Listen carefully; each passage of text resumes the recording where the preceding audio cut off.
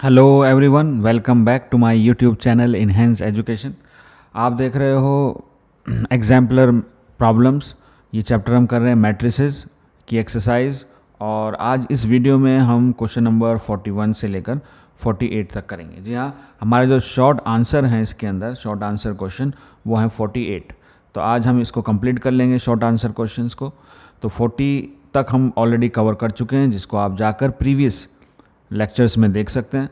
और आने वाली वीडियो के लिए आप नोटिफिकेशन बेल आइकन पर ज़रूर प्रेस कर दें, और अगर अभी तक आपने चैनल सब्सक्राइब नहीं किया है तो उसको सब्सक्राइब ज़रूर कर लें। और मुझे इस तरह की वीडियो बनाने के लिए, मोटिवेट करने के लिए आप हमारे इस चैनल को लाइक ज़रूर करें, सब्सक्राइब करें और वीडियोस को शेयर करना बिल्कुल ना भूलें। तो चलिए आज की हम वीडियो स्टार्ट करते हैं, और हमारा क्वेश्चन है इस वीडियो का पहला 41। ओके, तो 41 क्वेश्चन आपके सामने मैं यहाँ बुक में मैं आपको दिखा रहा हूँ।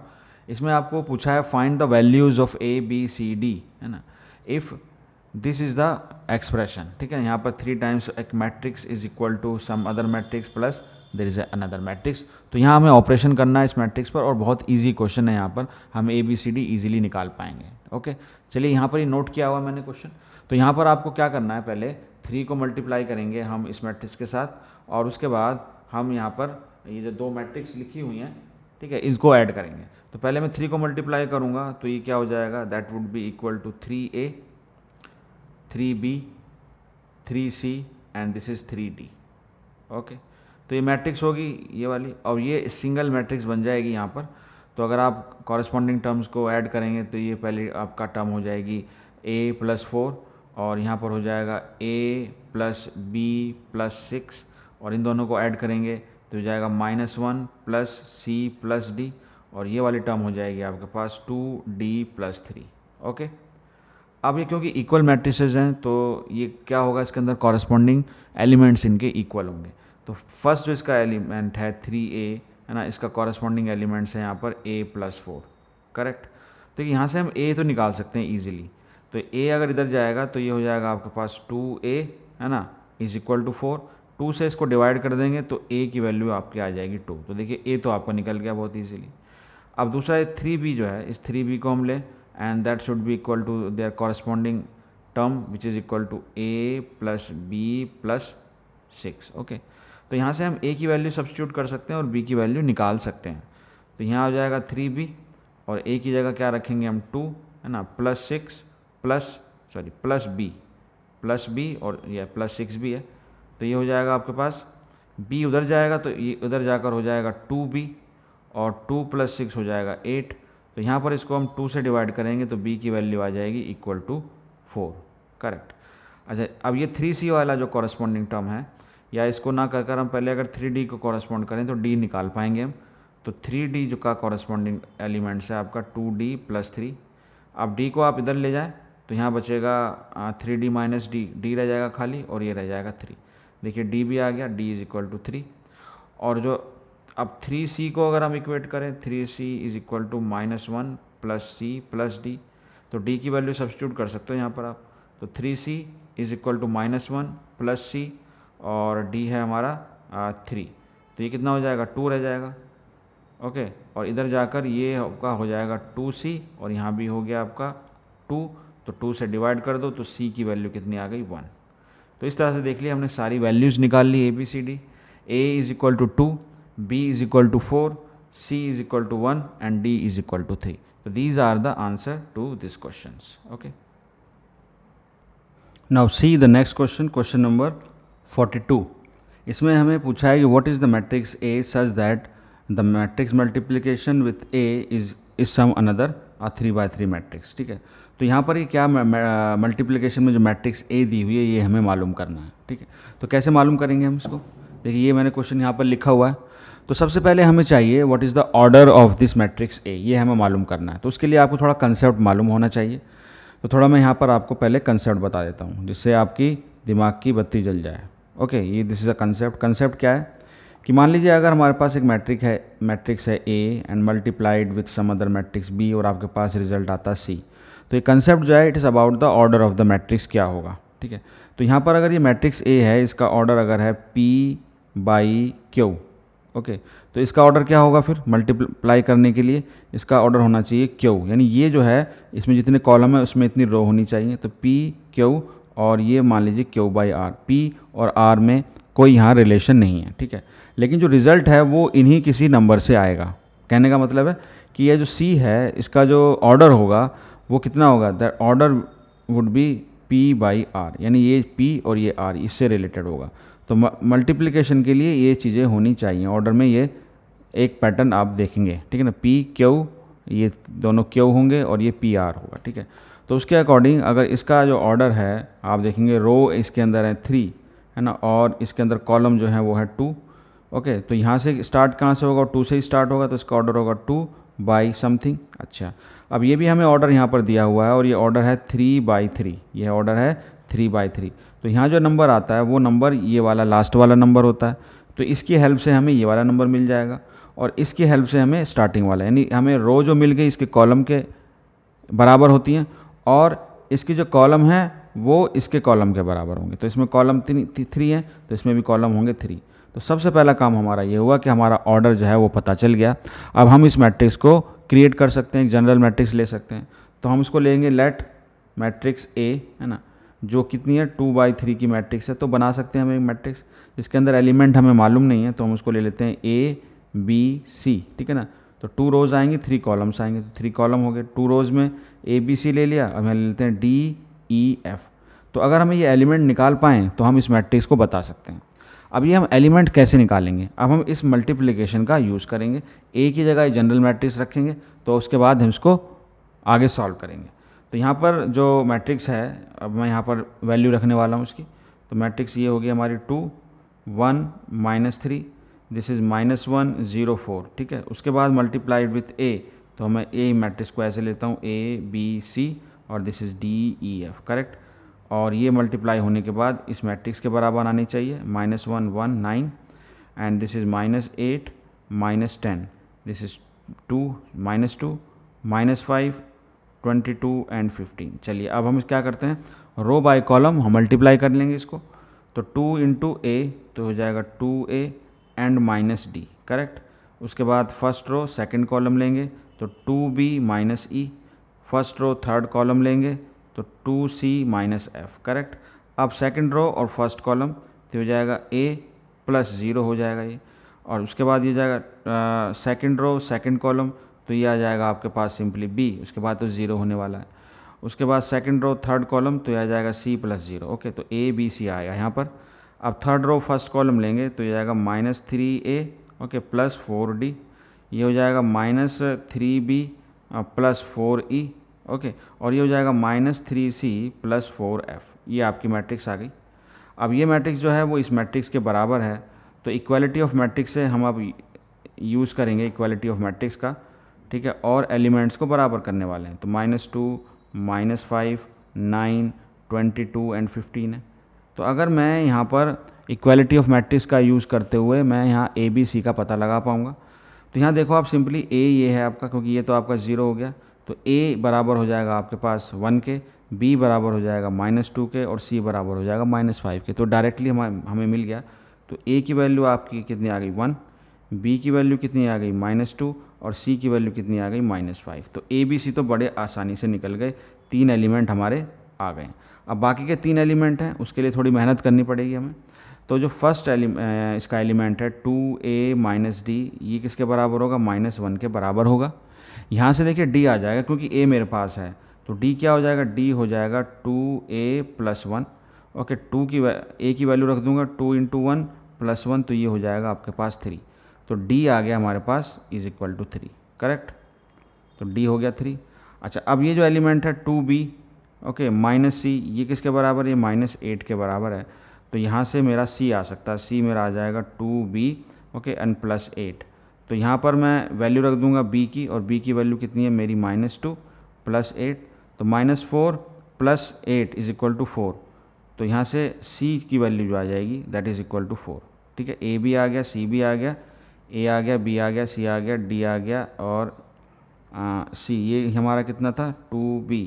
अच्छा, ओके, c तो हमारे पास था और b भी, तो इसको हमें निकालने की ज़रूरत नहीं थी, c तो 4 आ रहा है और यहाँ से आ रहा है ये कुछ गड़बड़ है यहाँ पर, एक यहाँ देखना पड़ेगा 2a ओके सी एफ, तो 2c minus F 2b minus ई, ये सॉरी ई था, ये ई था, तो हम इसको लिखेंगे 2a minus D 2b minus ई, ये ई है आपका। तो ये जो हमने निकाला है एक्चुअली वो क्या क्या है, ई है। ओके, अब एक और हमारे पास है 2c माइनस एफ, इसको लेंगे that is equal to -10।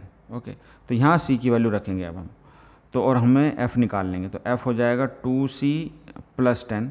Okay, तो 2 और c कितना हमारा -5 और ये +10, तो ये तो ज़ीरो हो जाएगा, तो आपकी जो f की वैल्यू आएगी वो हो जाएगी ज़ीरो। ठीक है, तो हमारे पास सारी मिल गई, तो जो रिक्वायर्ड मैट्रिक्स थी वो क्या हो जाएगी, रिक्वायर्ड मैट्रिक्स जो हमें चाहिए ए है ना, a that is equal to a B C d e f, तो ए हमारा कितना है 1, बी हमारा कितना है -2, सी है हमारा -5, A B C D, D है हमारा 3, ई है हमारा 4 और एफ है हमारा 0। तो this is the required matrix, this is the answer to this question.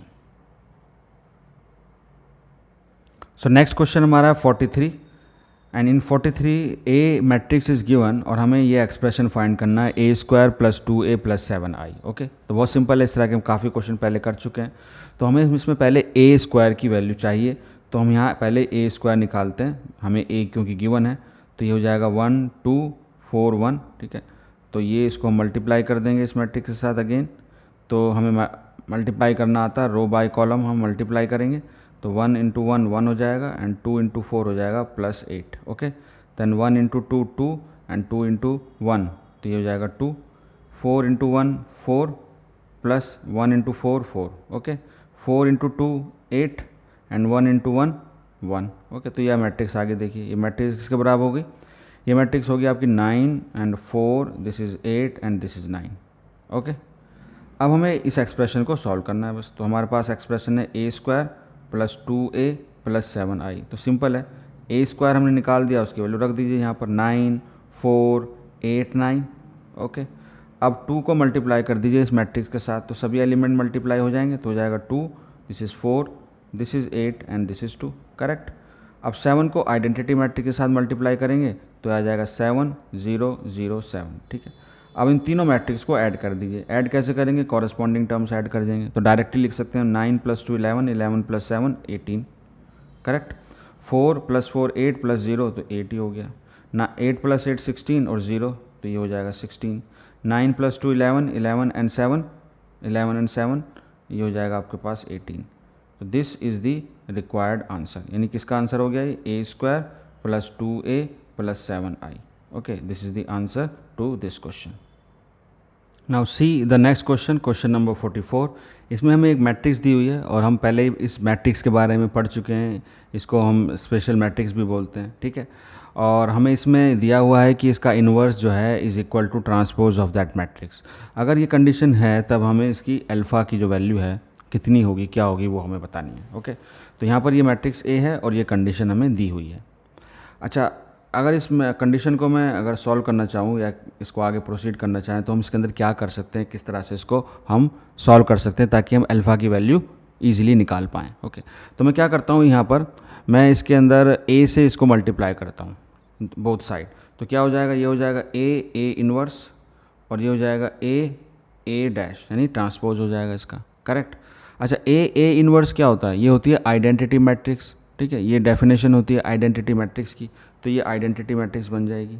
अब इन दोनों मैट्रिक्स को, यानी a को जो मेरे पास है cos alpha sine alpha and this is minus sine alpha cos alpha, इसको मैं मल्टीप्लाई कर दूंगा इसके ट्रांसपोज से, तो इसका ट्रांसपोज करूंगा तो ये आ जाएगा कॉस अल्फ़ा साइन अल्फ़ा और this is minus sine alpha cos alpha. इन दोनों को देखते हैं मल्टीप्लाई करने के बाद क्या आता है। तो यहाँ पर अगर मल्टीप्लाई करूँगा रो बाय कॉलम, तो ये हो जाएगा cos square alpha plus sign square alpha. उसके बाद इस रो को और सेकंड कॉलम को करेंगे तो ये आ जाएगा कॉस अल्फ़ा, है ना, और यहाँ माइनस यहाँ आ जाएगा साइन अल्फ़ा और प्लस ये हो जाएगा आपके पास माइनस और ये plus sine alpha cos alpha. Correct, अब सेकंड रो फर्स्ट कॉलम, तो तो यह आ जाएगा minus sine alpha cos alpha and plus cos alpha sine alpha, और यहाँ पर आ जाएगा हमारे पास this is sine square alpha, minus minus plus हो जाएगा, and this is plus cos square alpha. ठीक है, तो ये हमारी मैट्रिक्स आएगी मल्टीप्लाई होने के बाद। अब ये आइडेंटिटी मैट्रिक्स है और ये 2x2 की मैट्रिक्स आ रही, तो उसको लिख देते हैं आइडेंटिटी मैट्रिक्स, 1 0 0 1 मैट्रिक्स होगी ये आई।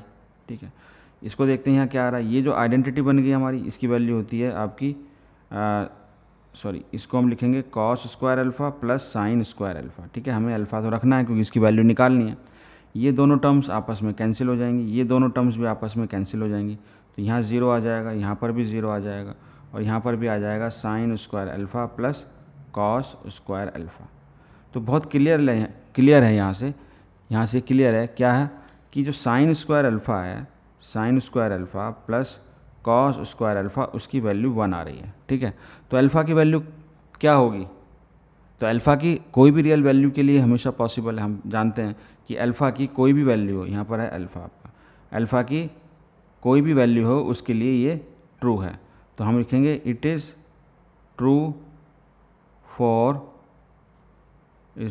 For all real values of alpha, real values of alpha. तो अल्फ़ा की कोई भी रियल वैल्यू यहाँ पर पॉसिबल है। Now move to the next question, question number 45। इसके अंदर आपको 3x3 की मैट्रिक्स है और ये स्क्यू सिमेट्रिक मैट्रिक्स है। ठीक है, इसके अंदर ABC कुछ वैल्यूज़ दी हुई हैं, स्केलर हैं, और हमें उसकी वैल्यूज़ बतानी है। सिर्फ हमें इन्फॉर्मेशन ये दी हुई है कि ये मैट्रिक्स जो है वो स्क्यू सिमेट्रिक मैट्रिक्स है। तो अगर आप जानते हैं कि स्क्यू सिमेट्रिक मैट्रिक्स किस तरह की होती है, उसकी फॉर्मेशन क्या है, तब तो ये क्वेश्चन बहुत ही ईजी है, बहुत सिंपल क्वेश्चन में आता है। ठीक है, तो मैं आपको पहले यहाँ कंसेप्ट बता देता हूँ कि स्क्यू सिमेट्रिक मैट्रिक्स क्या होती क्या है। तो अगर मेरे पास 3x3 की एक स्क्यू सिमेट्रिक मैट्रिक्स है, तो सबसे पहली बात उसके जो डायगनल एलिमेंट्स होते हैं, डायगनल एलिमेंट्स जो होंगे यहाँ ऊपर से नीचे की तरफ, वो सारे 0 0 होंगे। तो पहले आप ये चेक करेंगे, ये सारे टर्म्स क्या होंगी, 0 0 होंगी। और इसके अलावा जो नॉन डायगनल एलिमेंट्स होंगे वो आपके नॉन ज़ीरो, उनकी वैल्यू जो होगी वो नॉन ज़ीरो हो सकती है, 0 भी हो सकती है, लेकिन जो कंडीशन है डायगनल एलिमेंट्स की वो तो 0 0 होंगे। इसके अलावा आपके एलिमेंट्स 0 भी हो सकते हैं और नॉन ज़ीरो भी हो सकते हैं, सारे लेकिन 0 नहीं होंगे। ठीक है, तो अगर हम इस कंडीशन को देखें तो यहाँ पर जो B है हमारा, ये जो मैट्रिक्स है, इसके डायगनल पर आप देखोगे तो B आ रहा है, तो इसको भी 0 होना चाहिए। तो इस इन्फॉर्मेशन से हमें पता चला कि B की वैल्यू तो होनी चाहिए 0। ओके, चलिए अब दूसरा, यहाँ पर जो बाकी एलिमेंट्स होते हैं, मान लीजिए अगर यहाँ पर एलिमेंट्स है A, ठीक है, तो इस डायगनल के बिल्कुल इस सेम दूरी पर जो यहाँ डायगनल आएगा, जो यहाँ पर एलिमेंट्स आएगा, वो इसका अपोजिट होगा, यानी वो होगा आपका -a, यानी ये दोनों एक दूसरे के अपोजिट होने चाहिए। उसके बाद अगर यहाँ पर है आपका मान लीजिए -b, यहाँ पर अगर आपका है -b, तो इसका यहाँ से जो थर्ड एलिमेंट यहाँ पर है वो इसका अपोजिट होना चाहिए, है ना, डिफरेंट साइन। तो यहाँ पर अगर -b है तो वो b होगा, और अगर ये b है तो वो -b होगा। ओके, तो ये आपका हो गया। यहाँ अगर मान लीजिए c है तो यहाँ पर होगा आपका -c। तो इस लाइन से, जो लाइन है, इस लाइन से आप देखें, ये जो एलिमेंट है इसका अपोजिट होना चाहिए, ये जो एलिमेंट है वो इसका अपोजिट होना चाहिए, और ये जो एलिमेंट है वो इसका अपोजिट होना चाहिए। यानी जो सिमेट्रिक एलिमेंट्स हैं वो अपोजिट होने चाहिए, यानी एंटी होने चाहिए। एंटी मतलब स्क्यू, इसलिए इसको बोलते हैं स्क्यू सिमेट्रिक मैट्रिक्स। ठीक है, तो डायगोनल के सिमेट्रिक होते हैं ये सारे एलिमेंट्स, और एंटी होते हैं तो इसको स्क्यू सिमेट्रिक मैट्रिक्स कहा जाता है। तो इसका ये अपोजिट होने चाहिए। अगर आप कंपेयर करें कि यहाँ पर हमें A दिया हुआ, तो वो किसका अपोजिट होना चाहिए, ये 2 का अपोजिट होना चाहिए। ठीक है, A, तो A 2 का अपोजिट का मतलब है कि अगर ये 2 है तो A होना चाहिए -2, तो यहाँ 2 हो जाएगा, यहाँ -2 हो जाएगा, तो A की वैल्यू यहाँ पर आती है -2। अब B देखेंगे, सॉरी C जो है वो इसका अपोजिट होना चाहिए। अगर ये -1 है तो इसका अपोजिट, माइनस का अपोजिट प्लस होगा, और वो वैल्यू होगी 1, तो C की वैल्यू कितनी होनी चाहिए, 1 होनी चाहिए। तो बस ये कंसेप्ट की नॉलेज आपको होनी चाहिए, तो इसका आंसर आप आसानी से दे सकते हैं। ये बहुत ही ईजी क्वेश्चन है। Now next question is question number 46। इसमें मैट्रिक्स दी हुई है, फंक्शन, इसके अंदर जो एलिमेंट है वो फंक्शंस हैं, ट्रिग्नोमेट्रिक फंक्शन। ठीक है, इसको हमने Px से डिनोट किया है, और हमें शो करना है कि Px into Py is equal to P of x plus Y, and that is equal to Py into Px। ठीक है, सिंपल है, बिल्कुल कोई मुश्किल नहीं है इसके अंदर। किसी भी तरह की कोई भी प्रॉब्लम इसमें ज़्यादा होगी नहीं, आप सिंपली 3 इक्वेशन बनाकर इसको इक्वेट कर सकते हैं। तो पहले मैं यहाँ लिख लेता हूँ, देखिए पहले मैं कैलकुलेट कर लेता हूँ पी एक्स है ना इंटू पी वाई। चलिए इसको कैलकुलेट कर लेते हैं। तो पी एक्स तो हमारे पास ये है यहाँ पर कॉस एक्स है ना, sine x, this is minus sine x cos x. Okay, और इसको मल्टीप्लाई कर रहे हैं अगेन, अब वाई आ जाएगा एक्स की जगह, तो अब ये इक्वेशन हो जाएगी, मैट्रिक्स हो जाएगी cos Y sine Y minus sine Y okay and cos Y. बस रो बाय कॉलम मल्टीप्लाई कर दें इसको, तो ये हो जाएगा आपके पास cos x cos Y plus minus minus हो जाएगा और ये जाएगा sine x sine. Okay, so अब हम यहाँ first row and second column को मल्टीप्लाई करेंगे, तो ये हो जाएगा आपके पास cos x sine Y okay and plus sine x cos y, correct. अब सेकंड रो लेंगे और 1 बाय 1 कॉलम लेंगे, तो अब ये हो जाएगा minus sine x cos Y and this become minus cos x sine Y okay. Then second column second row second column, तो हो जाएगा minus sine x sine Y and this is minus हो गया और ये हो जाएगा plus cos x cos Y. चलिए अब देखते हैं, यहाँ पर हमें कुछ ट्रिग्नोमेट्रिक के फॉर्मूले मालूम होने चाहिए। ये जो है आपका cos x cos Y minus sine x sine Y, ये आइडेंटिटी होती है ट्रिग्नोमेट्री में, तो इसको हम लिखते हैं कॉस एक्स प्लस वाई। और यहाँ पर ये जो है ये भी इसका एक फार्मूला होता है sine x cos Y plus cos x sine Y, तो ये आता है साइन एक्स प्लस वाई। ठीक है, ट्रिग्नोमेट्री में आपने पढ़ा होगा, this is sine x plus Y. इस तरीके से माइनस अगर इसमें से कॉमन ले लेंगे तो वो भी यही फार्मूला बन जाएगा, ये हो जाएगा sine x plus Y, correct. और यहाँ पर आप देखेंगे यहाँ पर अगेन ये जो फार्मूला है वो cos x cos Y minus sine x sine Y, तो ये भी हो जाएगा कॉस एक्स प्लस वाई। तो यहाँ पर थोड़ा ट्रिग्नोमेट्री की नॉलेज होना ज़रूरी है। तो ये आपकी जो है इक्वेशन नंबर, इसको हम कहते हैं 1 है। ठीक है, अब दूसरा जो है बहुत सिंपल है हमारे पास, अगर हम पी एक्स प्लस वाई लिखें तो क्या होगा। देखिए, तो मैट्रिक्स में जहाँ पर एक्स था, जहाँ पर हमारा एक्स लिखा हुआ था, वहाँ पर हम एक्स प्लस वाई कर देंगे अब। ठीक है, जो हमारी सिंपल मैट्रिक्स दी हुई थी, तो कॉस एक्स था तो हो जाएगा cos x plus Y, sine X था तो हो जाएगा साइन एक्स प्लस वाई, और यहाँ माइनस साइन एक्स था तो यहाँ भी हो जाएगा minus sine x plus Y, और ये हो जाएगा आपके पास कॉस एक्स प्लस वाई। ठीक है, तो ये भी सेम मैट्रिक्स आ रही है जो ये है, तो दो आपकी इक्वेशन होगी। अब हम इसको P Y into P X भी करके देख लेते हैं, देखिए क्या होता है इसके लिए, P Y into P X. तो ये हमारी थर्ड बनेगी और उसका भी रिजल्ट जो है वो सेम ही आएगा। तो अब हमें लिखना है P Y into P X. ठीक है, तो ये क्या होगा, ये आपकी मैट्रिक्स हो जाएगी कॉस वाई ओके, और ये हो जाएगी साइन वाई, यहाँ हो जाएगी minus sine Y cos Y, और अब हम इसको मल्टीप्लाई करेंगे पी एक्स के साथ, तो ये हो जाएगी cos x sine X minus sine X and cos X. Again row by column multiply करेंगे, तो रो बाय कॉलम मल्टीप्लाई करने पर ये हो जाएगा आपके पास cos Y cos x minus sine x sine Y okay. और फर्स्ट रो सेकंड कॉलम, तो ये हो जाएगा cos Y sine x okay plus sine Y cos x, और यहाँ सेकंड रो फर्स्ट कॉलम, तो हो जाएगा sine Y minus sine Y cos x okay and minus sine x cos Y, और ये हो जाएगा आपके पास minus sine x cos Y and plus cos x cos Y cos x cos Y. ठीक है, तो ये हमारी मैट्रिक्स आ गई।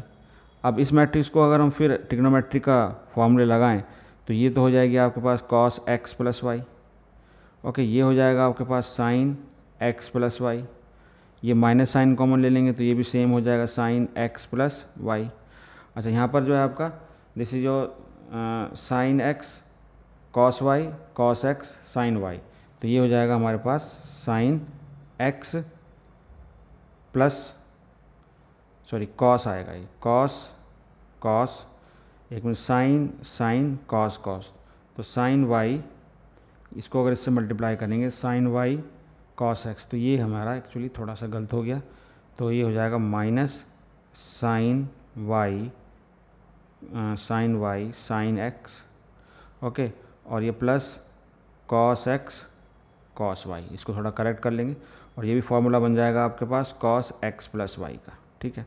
तो हमने पीछे निकाली 2 इक्वेशन और तीसरी इक्वेशन ये है, तो आप देख सकते हो पीछे कि फ्रॉम 1 है ना 2 एंड 3, अगर आप तीनों को कंपेयर करें तो आपके पास सेम मैट्रिक्स आ रही है जो ये आ रही है, तो हम उसके हिसाब से लिख सकते हैं P X into P Y is nothing but equal to P of X plus Y and this is also equal to P Y into P X, ठीक है, दैट इज़ हैंस प्रूव्ड। तो बस इतना था, सिंपल था, थोड़ा time लगेगा इसको कैलकुलेट करने में। Now move to the next question, question number 47। इसमें है A is a square matrix such that A square is equal to A. हमें शो करना है कि I plus A whole cube is equal to 7a plus I, okay. तो simple है, start करते हैं हम। यहाँ पर देखिए हमें आई प्लस ए क्यूब को यहाँ इसके इक्वल प्रूफ करना है और ए स्क्वायर जो है वो ए के बराबर दिया हुआ है। तो पहले मैं क्या करूँगा, यहाँ पर मैं स्क्वायर निकालूंगा क्योंकि क्यूब तो मैं एक बार से नहीं निकाल पाऊँगा। तो मैं क्या करूँगा, पहले निकालूंगा आई प्लस ए, आई, इसको आई लिख देते हैं, आई प्लस ए का स्क्वायर निकालते हैं पहले। तो ये कैसे लिखेंगे, निकालेंगे इसको हम निकालेंगे आई plus A into I plus A, I plus A into I plus ए, इस तरह से मल्टीप्लाई करेंगे। तो अगर हम 1 बाई 1 मल्टीप्लाई करें तो ये हो जाएगा आपके पास आई स्क्वायर, ये हो जाएगा आपके पास आई ए, उसके बाद आ जाएगा ए आई और ये हो जाएगा आपके पास ए स्क्वायर, ठीक है। अब आई ए और ए आई ये सेम होता है, हम इसको ए आई लिख सकते हैं, ठीक है ना, क्योंकि आई को किसी से ही आप मल्टीप्लाई करें तो ए ही तो बनेगा, तो इसको हम लिख सकते हैं। तो ये हो जाएगा आपके पास I square plus 2ai, okay, plus A square, okay. अब ए स्क्वायर हमें मालूम है वो ए के बराबर है, तो उसको हम यहाँ लिख लेंगे, दैट इज़ आई हो जाएगा सिंपली, ये तो आई, और ये हो जाएगा आपके पास 3a, ओके, तो ये आपके पास है ए। मैं यहाँ पर शॉर्टकट में इसको a मानकर इसके साथ मैंने ऐड कर दिया, तो i प्लस 3a हो गया हमारा आंसर। अब मैं यहाँ निकाल सकता हूँ हमारा जो लेफ्ट हैंड साइड था, right left hand side which is equal to I plus A का क्यूब। तो मैं इसको लिख सकता हूँ I plus A and I plus A square. Now I plus A और आई प्लस ए स्क्वायर में यहाँ निकाल चुका हूँ, that is equal to I plus 3a। इसको मल्टीप्लाई कर दीजिए तो हो जाएगा I square plus 3 plus I into 3a plus A I, है ना, और प्लस 3a स्क्वायर, करेक्ट। तो इसको लिख सकते हैं हम आई सिंपली, और ये कितना हो जाएगा, ये 3a और a ये हो जाएगा आपके पास 4 और ये हो जाएगा एक 3। तो यहाँ पर देखिए कितना हो जाएगा, ये हो जाएगा आपके पास 3a, ओके, ये हो जाएगा आपके पास a और ये हो जाएगा a स्क्वायर को भी क्या लिखेंगे हम a। तो कितना हो जाएगा, ये हो जाएगा i प्लस 7a, ओके, और you can say it is 7a plus I.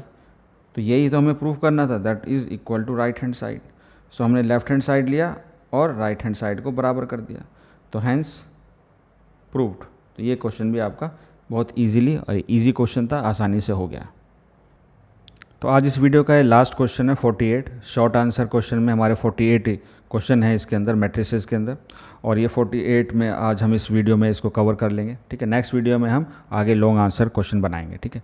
तो देखिए 48 क्वेश्चन क्या कहता है, कहता है कि if A B are square matrices of order of same order and B is a skew symmetric matrix then show that A dash B A is a skew symmetric. A dash मतलब A का transpose, B A is a skew symmetric होगी, ठीक है। B इसके अंदर जो है वो स्क्यू सिमेट्रिक दी हुई है। तो देखिए बी अगर स्क्यू सिमेट्रिक है, इसका मतलब ये हुआ कि अगर मैं बी का ट्रांसपोज लूँगा तो वो क्या आएगा, माइनस बी आएगा, है ना, माइनस साइन के साथ आएगा तो स्क्यू सिमेट्रिक, और पॉजिटिव साइन के साथ आता है तो सिमेट्रिक होता है, ये हम जानते हैं, ठीक है। तो जो कंसेप्ट है वो मैं सारा एनसीईआरटी के लेक्चर्स में बता चुका हूँ, उसकी भी प्लेलिस्ट में आप जाके कंसेप्ट को देख सकते हैं, क्योंकि मैं एग्जाम्पलर प्रॉब्लम्स के लिए सिर्फ क्वेश्चंस ले रहा हूँ। ऑलरेडी मैं कंसेप्ट जो है एनसीईआरटी की प्लेलिस्ट में कंप्लीट कर चुका हूँ। तो आप कंसेप्ट समझना चाहते हैं तो प्लेलिस्ट में जो एनसीईआरटी की प्रॉब्लम्स हैं, जो लेक्चर्स हैं, आप उसको देख सकते हैं, ठीक है। चलिए अब हमें क्या करना है, इसको हमें स्क्यू सिमेट्रिक प्रूफ करना है, ठीक है। तो इसको मैं अगर मान लीजिए मैं इसको कहता हूँ let this is your x, यानी ए डैश बी ए को मैं अगर क्या मान लेता हूँ, एक्स मान लेता हूँ, और मैं इसका अब ट्रांसपोज लेता हूँ, एक्स का ट्रांसपोज लेता हूँ, और मुझे शो करना है कि ये स्क्यू सिमेट्रिक है। यानी अगर मैं इसका ट्रांसपोज ले रहा हूँ और मेरे पास अगर माइनस एक्स आ गया तो ये प्रूव हो जाएगा कि ये स्क्यू सिमेट्रिक है। तो अगर मैं एक्स का ट्रांसपोज ले रहा हूँ, इसका मतलब मैं ए डैश बी ए का ट्रांसपोज ले रहा हूँ। अब मुझे मालूम है अगर मेरे पास 3 मैट्रिसेस हैं ए बी सी हैं, अगर मैं उसका ट्रांसपोज लेता हूँ तो उसका ऑर्डर चेंज हो जाता है। तो ऐसे लिखा जाता है C transpose into B transpose into A transpose. तो ऐसे इसका ऑर्डर चेंज करके अगर मैं लिखना चाहूँ तो कैसे लिखूँगा, ये हो जाएगा आपका ए ट्रांसपोज इसका हो गया है ना, उसके बाद बी ट्रांसपोज इसका हो गया, और उसके बाद ए ट्रांसपोज का ट्रांसपोज। ओके, अब हम ये भी जानते हैं कि ए ट्रांसपोज और फिर अगेन उसका ट्रांसपोज लेंगे तो हमारे पास मैट्रिक्स ही आती है। ठीक है, ये हम जानते हैं, since this is given we know that. Okay, तो यहाँ पर बी डैश जो है वो हमें मालूम है वो माइनस बी के साथ आता है। तो यहाँ पर मैं अगर इसको बी डैश को माइनस बी लिखूँगा तो माइनस साइन बाहर आ जाएगा और ये आ जाएगा ए डैश, ये हो जाएगा बी, और ये क्या हो जाएगा, यहाँ से हमने देखा that is simply is equal to A. ठीक है, तो ये ए डैश बी ए यही मैं लेकर चला था इज इक्वल टू एक्स।